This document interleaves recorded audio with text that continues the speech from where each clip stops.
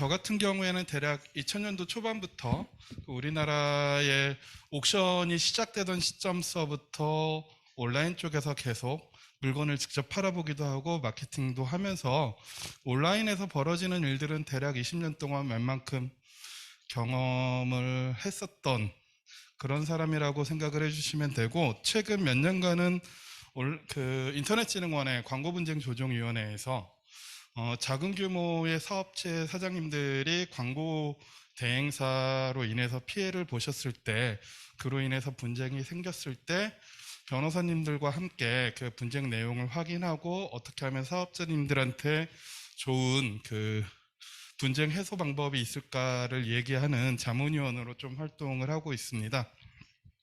정보 습득 과정의 변화, PC 시대에서 모바일 시대로 넘어오고 소셜 시대를 거쳐서 커뮤니티 시대로 옮겨가는 이 미디어의 변화 속에서 우리는 정보 습득 방법들을, 패턴들이 변화되는 걸 갖다가 여러분들이 인식을 하고 있건 인식하지 못하고 있건 간에 경험을 하고 있는데요. 문제는 여기에서 끝나는 게 아니라 사람들이 물건을 구매하는 구매 패턴에서도 변화가 나타나기 시작을 했다는 것입니다. 예를 들어서 이거는 2015년도 조사예요. 꽤 오래됐죠. 근데 제가 2022년이 됐는데도 이 자료를 계속 보는 이유는 우리나라 디지털 마케팅에 있어서 아주 의미 있는 시기였기 때문에 그래요. 이 시기가 바로 PC로 구매하던 구매 패턴이 모바일로 결제하는 패턴으로 바뀐 시기이기도 합니다. 이전까지는 대부분이 PC에서 검색을 하고 PC에서 결제하는 구매 패턴을 가지고 있었어요. 근데 이 시기가 지나가면서 PC에서 탐색을 하고, 모바일에서 탐색을 하고 PC 가서 결제하던 패턴이 과도기적으로 있고 난 다음에 마지막으로 이제 모바일에서 바로 결제를 하는 시기로 넘어가는 시기입니다. 여러분들이 살아가는 시대는요, 블로그 역시도 소셜 채널이기는 하지만 각각의 소셜 채널들이 굉장히 다른 역할들을 하고 있다는 점을 좀 이해를 하셔야 됩니다. 분명한 거는 인플루언서들은 인스타그램에서 혹은 유튜브에서 네이버에서 활동하는 인플루언서들은 사람들의 소비 생활에 영향을 미치고 있는데요. 과거와 이런 변화가 있었기 때문입니다. 여러분들, 마케팅은 커뮤니케이션 활동이에요. 마케팅에서 벌어지는 모든 활동은 결국은 잠재 고객을 설득하기 위한 커뮤니케이션 활동인데, 전통적인 커뮤니케이션 프로세스를 보면은요, 물론 이 안에 4-5개 단계가 더 있기는 하지만 발신자가 자기가 하고 싶은 이야기를 기호로 만들어서, 즉 채널에 맞는 광고 소재나 어떤 컨텐츠로 만들어서 매체에 태우고요, 이 매체를 접한 수신자가 그 내용을 해석을 해가지고 동의하냐 동의하지 않느냐, 그 컨텐츠에 감화감동 받았느냐 시니컬하게 웃었느냐에 따라서 다음 행동이 결정되게끔 되어 있습니다. 이걸 광고주와 매체 광고 그리고 잠재고객이라는 관점에서 바라보면은 여러분들이 진행하는 모든 마케팅 활동이, 그 채널이 네이버가 됐든 인스타그램이 됐든 페이스북이 됐든 혹은 배너 관계가 됐든 종류에 상관없이 근본적으로는 요 3단계를 갖다가 거칠 수밖에 없다는 걸 여러분들이 알게 되는데요. 왜 지금 문제가 되냐면은요, 광고주, 여러분들은 여러분들 상품에 대해서 하고 싶은 말이 되게 많죠. 여러분들 상품이 경쟁사에 비교했을 때 최고죠. 그거를 매체에다 이야기합니다. 맞죠? 하고 싶은 말이 그거였잖아요. 우리 상품 최고다.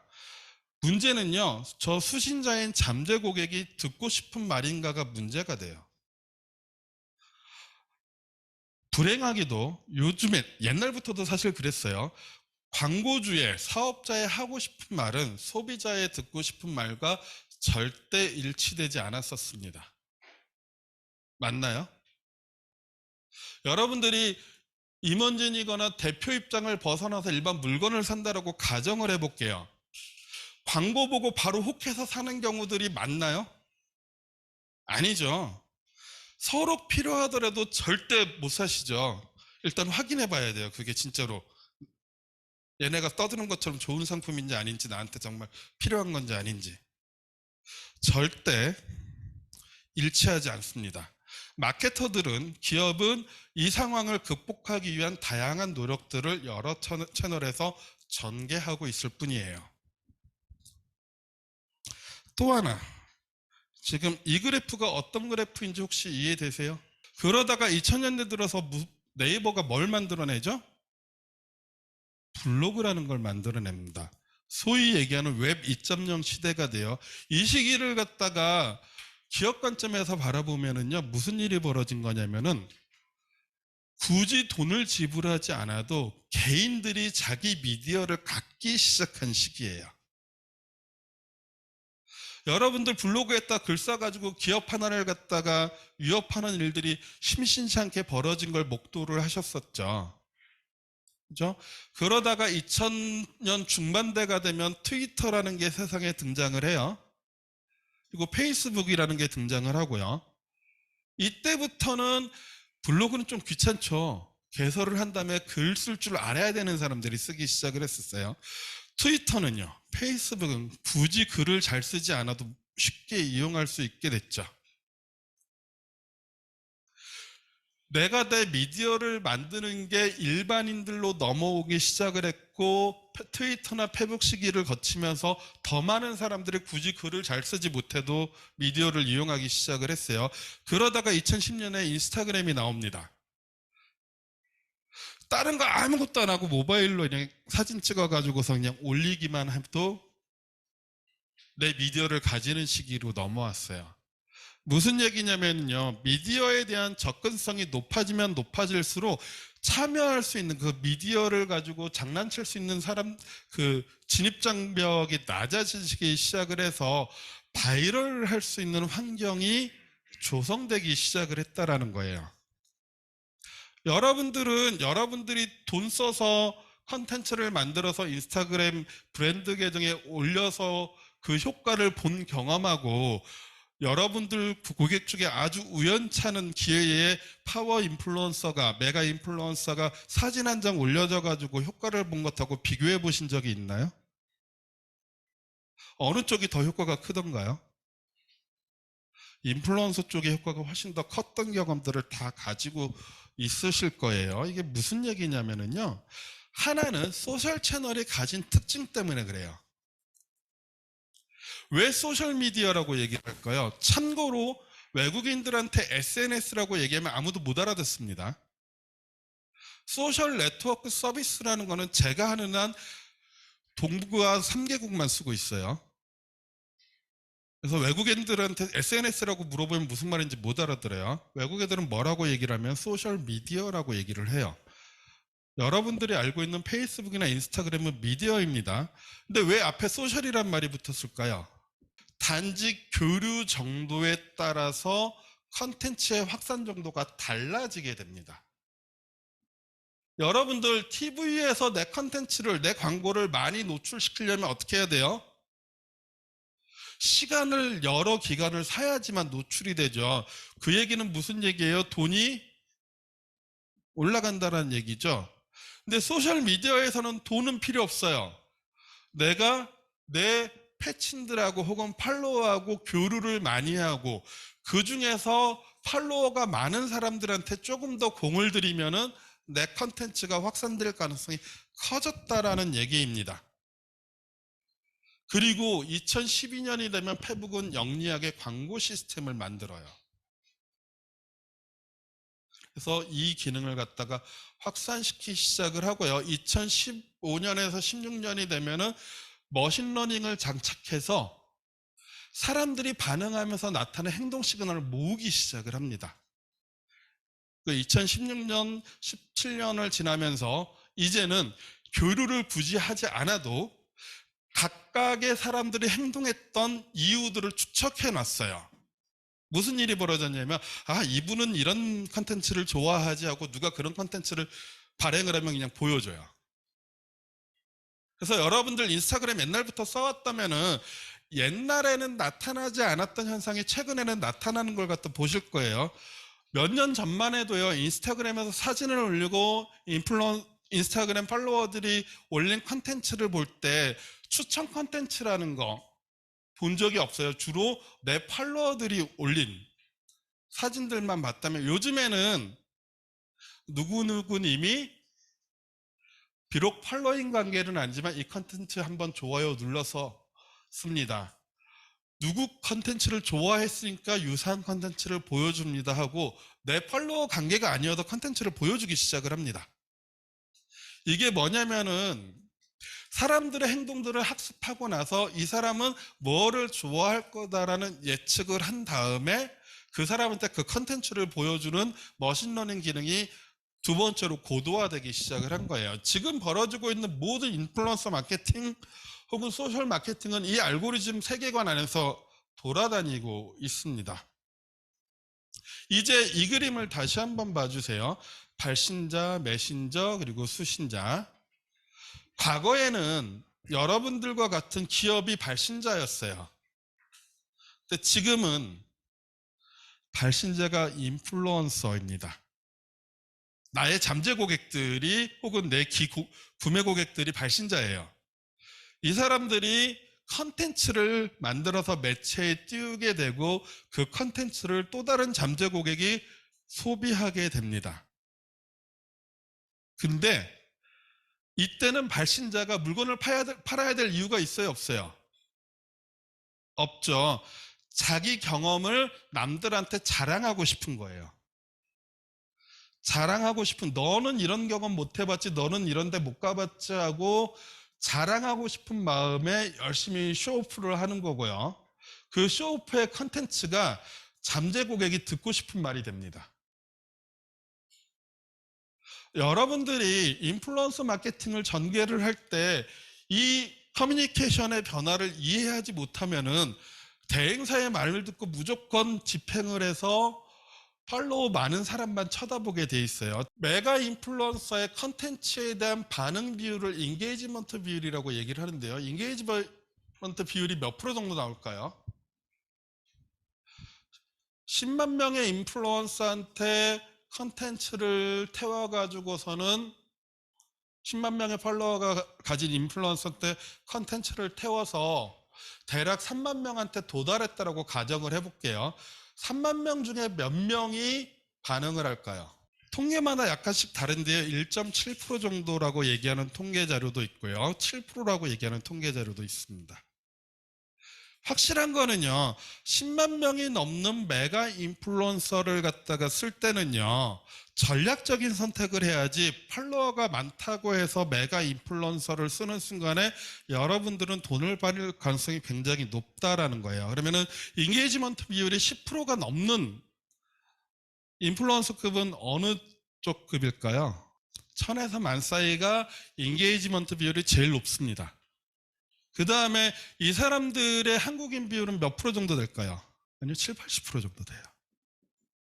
그러면은 메가한테 돈을 100만 원 태우느니 7, 8만 원, 아니 7, 8만 원도 아니다. 요즘에는 무료로 마이크로급 활용할 수 있는 플랫폼이 되게 많으니까요. 100만 원으로 해서 마이크로급을 한 2, 30명 정도 뿌리는 게 효율적으로 어느 쪽이 더 나을까요? 제가 인플루언서 마케팅을 설계를 할 때는 무조건 메가 찾는 사람들한테는 원하시는 인플루언서가 누구예요 한 다음에 그 인플루언서 아이디를 받아서 플랫폼에 들어가서 실제 데이터를 확인해 봐요. 그럼 한국인 비율이 대체적으로 10% 언저리에서 아주 팔로우를 키우기 위한 작업을 한 인플루언서가 있으면은 10% 이하로 떨어집니다. 이 사람을 선택하실래요? 7, 80%의 한국인 비율을 가지고 있는 인플루언서를 선택하실래요? 하면은 열의 9은 마음이 바뀌어요. 그래서 실제 설계를 할 때는요, 제일 처음에 나노를 밑에 깔아요. 나노를 깔고서는요, 그 다음에 마이크로를 깝니다. 그리고 나서 매크로 깔고 맨 마지막에 이왕 매가 할 거면은 그냥 팔로워 숫자가 10만 넘나고 쓰지 말고요. 150에서 200 정도 쓸 여력이 있으시면 이름 알려져 있는 셀럽들에서 선택을 하세요라고 얘기를 해요. 왜 이렇게 깔까요? 짐작 한번 해보실 수 있겠어요? 자, 여러분들이 어떤 사람 때문에 어떤 컨텐츠를 봐가지고 특정 장소를 인식을 했다고 가정을 해볼게요. 그래서 그 장소 해시태그를 클릭을 했는데 컨텐츠가 5개 나와요. 근데 또 다른 옆에 경쟁사는 굳이 그런 비싼 인플루언서를 안 썼는데 자주 보여가지고 그 경쟁사 이름을 클릭을 했어요. 그랬더니 컨텐츠가 150개에서 200개가 나와요. 어느 쪽을 여러분들이 선택하시겠어요? 셀럽을 처음부터 쓰시는 거 상관없어요. 돈 있으시면 그렇게 쓰셔도 됩니다. 문제는 그렇게 인식한 다음에 사람들이 바로 구매하나요? 여러분들 뭔가 브랜드 인식하면 바로 구매하십니까? 안 하시죠. 검증하셔야 되잖아요. 해시태그를 클릭을 했어요. 근데 컨텐츠가 없어요. 사요, 안 사요? 안 살 가능성이 90% 정도 됩니다. 근데 처음부터 그런 셀럽을 쓰는 거예요. 뒤늦게서 이 실책을 알아가지고 그때서부터 나노를 쌓는다고 생각을 해보세요. 그러면은 셀럽 컨텐츠의 유지 비율은 어느 정도 될까요? 그 컨텐츠 유효성은요? 2시간이요. 그리고 보통 유명 인플루언서들은 컨텐츠 돈 받고 올린 거 2주일 안에 삭제시킵니다. 계약서에 그렇게 돼 있는 데들도 많이 있어요. 그러면은 저라면은 그래서 실제로 권해드렸어요. 예전에 실무를 할 때 괜히 쓸데없이 돈을 많이 쓰지 말고 효과 없어 보이지만 밑에서부터 쌓아라. 그 다음에 쌓고 나서 바로 셀럽 쓸까요? 아니면은 또 다른 작업을 해야 될까요? 블로그 작업하셔야죠. 인스타그램에서 확인하고 바로 구매하세요? 블로그 가서 후기 보세요? 블로그 가서 후기 보시죠. 근데 보통 이러한 브랜드명을 인지시키는 작업의 그 알고리즘을 모르시면 블로그 작업을 다 하세요. 무슨 작업 하시느냐? 건바이 건 상위 노출 작업하세요. 그리고 꼭 가령 여러분들이 종로에 음식점을 하고 있다는 종로 맛집에서 노출되길 원하세요. 종로 맛집에서 노출되려면 하루에 한 번 노출되는데 비용이 어느 정도 나오죠? 한 키워드에서?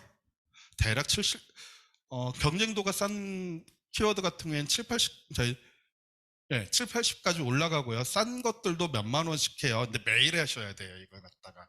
키워드 하나만 씁니까? 여러 개 써야죠. 근데 그 비용으로 인플루언서들 깔아놓고 블로거들 그렇게 비싸지 않은 블로그나 무료 체험단 돌려서 내 브랜드명의 컨텐츠를 블로그에서 깔아놓는다고 가정을 해볼게요. 그리고 나서 셀럽을 탕해서 내 브랜드명을 셀럽을 통해서 인식을 시켰다고 가정을 해볼게요. 블로그에서 노출되는 비용이 높을까요? 적을까요? 사람들은 경쟁도가 없는 나만 올리는 내 브랜드명에서 검색을 하게 되겠죠. 근데 되게 간단한 알고리즘인데 이걸 모르고서 전부 다 대표 키워드에서 내 회사가 노출되길 원하고서 작업을 많이 하세요. 그러면은 불행히도 매일매일 싸우면서 비용을 갖다 높여가는 구조로 스스로 마케팅 구조를 가져가게 되십니다. 실제로 2020년에 조사한 바에 따르면은요, 한국인들의 90%는 온라인에서 물건을 발견한다라고 얘기를 하고요. 그 중에 70%는 페북이나 인스타그램에서 발견한다라고 얘기를 해요. 그리고 실제로 발견한 사람들의 58%가 페북에서 인스타그램에서 물건을 발견한 사람들의 58%가 구매 경험을 가지고 있다라고 얘기를 합니다. 여러분들 아마 마케팅 강의들 여러 차례 들으셨으면은 인지 채널로서의 인스타그램 얘기는 많이 들으셨을 거예요. 인지 채널로서의 페이스북, 인지 채널로서의 인스타그램 얘기는 많이 들으셨을 건데 이제는 패러다임 자체를 바꾸셔야 돼요. 인지시키고 나면 구매로 연결될 가능성이 크다. 그래서 인지 채널이다. 동시에 탐색 채널이고 동시에 전원 채널로서의 인스타그램을 이해하시고 활용하셔야 됩니다. 많이 보셨죠? 마케팅과 관련이 있으신 분들. 이거 뭐라 그러죠? 마케팅 퍼널이라고 그러죠. 나를 인지시키고 나를 사람이 나에 대해서 관심 갖게 만들고 탐색하게끔 만들어서 내 사이트에 들어오게끔 한 다음에 구매로 유도를 해야 된다. 그러다 보니까 전통적으로는 이렇게 채널들을 이용을 했어요. 그래서 소셜 채널을 오리지네이터라고 하고 인지시키는 쪽으로 활용을 했었고요. 지금도 유효하긴 합니다. 그 다음에 블로그나 카페 글들을 어시스트 채널이라고 해서 인식한 사람들이 탐색을 해서 의심을 걷어내는 장치로서 블로그나 카페를 활용을 하게 됩니다. 그리고 나서 키워드 광고나 브랜드 검색을 이용해서 구매를 유도하게끔 하는 게 전통적인 온라인 디지털 환경에서 벌어졌던 소셜 채널이 세상에 등장하고 나서 변화된 미디어 믹스 방법입니다. 혹시라도 여러분들이 아직 미디어 믹스 하면은 트리플 미디어 생각을 해서 페이드 미디어, 온드 미디어, 언드 미디어 이런 관점에서 보신다라면 그 말이 틀렸다라는 얘기가 아니라 인지시키는 채널이냐, 어시스트하는 채널이냐, 구매를 유도하는 채널이냐 관점에서 여러분들이 핸들링 접근 가능한 채널들을 재구성을 하셔야 된다라고 얘기를 드리는 거예요. 그리고 요즘에는 더 나아가서 소셜 채널들이 인지만 시키는 게 아니라 구매하는 채널로 바뀌고 있다라는 사실을 여러분들이 아셔야 된다라는 겁니다. 이게 유튜버가 확장되고 나서 유튜버의 구매력이 증명되고 나서 형성됐던 가장 대표적인 사람들의 구매 패턴이에요. 내가 좋아하는 유튜버가 어떤 물건을 팔겠어. 근데 팔기만 하는 게 아니라 자기도 소비를 해. 와 하고 인스타그램 가서 검색을 합니다. 그랬더니 나만 쓰는 게 아니라 여러 사람이 쓰고 있어요. 그래서 혹시 몰라서 블로그 갔더니 이미 후기들이 많아. 아, 내가 늦었구나 하고 구매를 하는 거예요. 이 유나라는 사람이 그 미백 주스 이거 만들고 나서 완판되는데 대략 5분 정도 걸렸었어요. 그러면은 여러분들은 이것만 알면은 요렇게 작업하시면 된다고 그랬죠? 아닙니다. 인지시키는 거에서 나노부터 마이크로까지 먼저 깔고 블로그 깐 다음에 유튜버한테 가야 되는 거예요. 그래서 유튜버 때문에 인지가 됐을 때 검색하는 사람들이 나에 대한 의심을 없앨 수 있는 컨텐츠를 디지털 환경에서 다 깔아놔야지만 요게 효과가 있다라고 얘기를 계속 드리고 있는 겁니다.